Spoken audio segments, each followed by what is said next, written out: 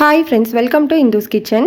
இன்றைக்கி நம்மளோட சேனலில் இட்லி, தோசை, பூரி, சப்பாத்தியோடு சேர்த்து சாப்பிட்ற மாதிரி ஒரு டேஸ்டான கத்திரிக்காய் உருளைக்கிழங்கு திரக்கல் எப்படி செய்கிறதுன்னு பார்க்கலாம். ஃபர்ஸ்ட் ஒரு மிக்சி ஜாரில் 5 வரமிளகாய் சேர்த்துக்கலாம். உங்களோட காரத்துக்கு ஏற்ற மாதிரி மிளகாய் நீங்கள் அட்ஜஸ்ட் பண்ணிக்கோங்க. 1/2 டீஸ்பூன் அளவு கசகசா, இது ஆப்ஷனல், இருந்தால் சேர்த்துக்கோங்க, இல்லைன்னா விட்டுறலாம். 1 டீஸ்பூன் அளவு சோம்பு, 1/2 டீஸ்பூன் அளவு மிளகு, 2 டீஸ்பூன் அளவு பொட்டுக்கடலை, 1/2 மூடி அளவு தேங்காவை சின்ன சின்ன பீசஸாக கட் பண்ணிவிட்டு சேர்த்துருக்கேன். நீங்கள் துருவிட்டு கூட சேர்த்துக்கலாம். இதில் இப்போது கொஞ்சமாக தண்ணி ஊற்றிட்டு நல்லா ஸ்மூத்தான பேஸ்ட்டாக அரைச்சி எடுத்துக்கலாம். இந்த மாதிரி அரைச்சி தனியாக வச்சுக்கோங்க. இப்போ ஒரு குக்கரில் 3 டீஸ்பூன் அளவு எண்ணெய் சேர்த்து சூடுபடுத்திக்கலாம். எண்ணெய் சூடானதுக்கப்புறமா 2 சின்ன சைஸ் பட்டை, 1/2 டீஸ்பூன் கடுகு, 1/2 டீஸ்பூன் அளவு உளுந்தம்பருப்பு, 6 பல்லு பூண்டு சேர்த்துக்கலாம். 2 மீடியம் சைஸ் பெரிய வெங்காயத்தை சின்ன சின்னதாக கட் பண்ணிவிட்டு சேர்த்துக்கோங்க. வெங்காயத்தை ஒரு 2 நிமிஷம் மட்டும் வதக்கி விட்டுக்கலாம். 2 நிமிஷத்துக்கு அப்புறமா 2 மீடியம் சைஸ் தக்காளியை சின்ன சின்னதாக கட் பண்ணிவிட்டு சேர்த்துக்கலாம். தக்காளி ஒரு 2லேருந்து 3 நிமிஷம் மட்டும் வதக்கினா போதும்.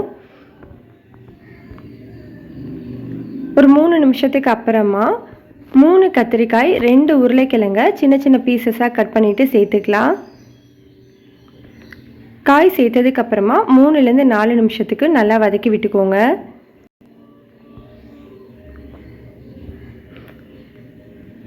காய் லைட்டாக வதங்கினதுக்கு அப்புறமா நம்ம ஏற்கனவே அரைச்சி வச்சுருந்த தேங்காய் விழுதை சேர்த்துக்கலாம். கூடவே திரக்கலுக்கு தேவையான அளவு உப்பு சேர்த்துக்கோங்க. இந்த தேங்காயோட பச்சை வாசனை போகிற வரைக்கும் நல்லா வதக்கி விட்டுக்கலாம். பச்சை வாசனை போனதுக்கப்புறமா 3 கப் அளவு தண்ணி சேர்த்துக்கோங்க.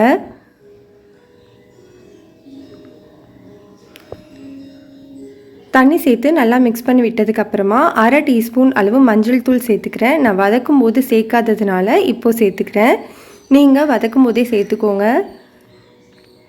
இதை நல்லா மிக்ஸ் பண்ணி பாருங்கள். ஏன்னா நம்மளுக்கு கொஞ்சம் தண்ணியாக இருந்ததுனா தான் நம்மளுக்கு வெந்து வந்ததுக்கப்புறமா கெட்டியாக கரெக்டான பதத்தில் இருக்கும்.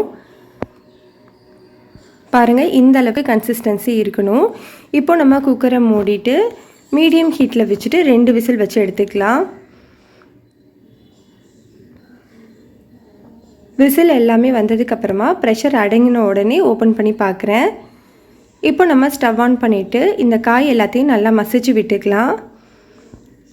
ஒரு 2லேருந்து 3 நிமிஷம் மட்டும் கொதிச்சா போதும். கொதிச்சதுக்கப்புறமா பொடியாக நறுக்குன கொத்தமல்லி இலைகளை தூவிட்டு ஸ்டவ் ஆஃப் பண்ணிக்கலாம். அவ்வளோதான், நம்மளுக்கு ரொம்ப சிம்பிளான ரொம்பவே டேஸ்டான கத்திரிக்காய் உருளைக்கிழங்கு திரக்கல் ரெடி ஆகிடுச்சு. கண்டிப்பாக இந்த ரெசிபியை நீங்கள் ட்ரை பண்ணி பாருங்கள். ரெசிபி உங்களுக்கு பிடிச்சிருந்ததுன்னா லைக் பண்ணுங்கள், ஷேர் பண்ணுங்கள், கமெண்ட் பண்ணுங்கள். மறக்காமல் நம்ம சேனலை சப்ஸ்கிரைப் பண்ணிக்கோங்க.